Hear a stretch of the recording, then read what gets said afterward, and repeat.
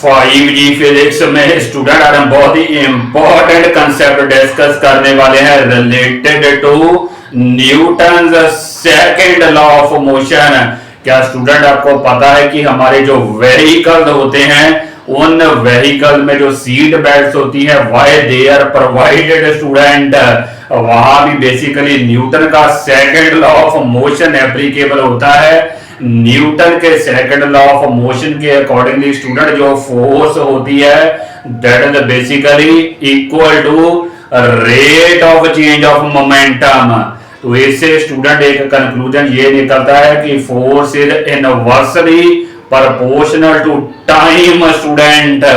तो कहने का मतलब अगर आपका टाइम ऑफ कांटेक्ट ज्यादा होगा तो आपकी जो फोर्स क्रिएटेड या जनरेटेड होगी that will be less student.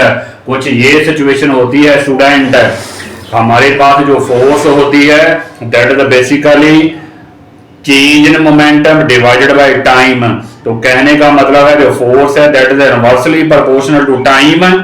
तो सीट बेल्ट होने से स्टूडेंट बेसिकली होता क्या है, हमारा जो टाइम है, टाइम ऑफ जो हिटिंग दी डैशबोर्ड है वो ज्यादा हो जाता है, इसलिए आपकी जो फोर्स होती है फोर्स ऑन अवर बॉडी काफी रिड्यूस हो जाती है। It is reduced considerably, that is why student seat belts are provided in vehicles. एक बार मैं फिर रिकॉल करता हूं, Newton second law of motion applicable है वहां पे, क्योंकि according to Newton second law of motion है जो फोर्स है that is inversely proportional to time, तो greater will be the time, lesser will be the force student.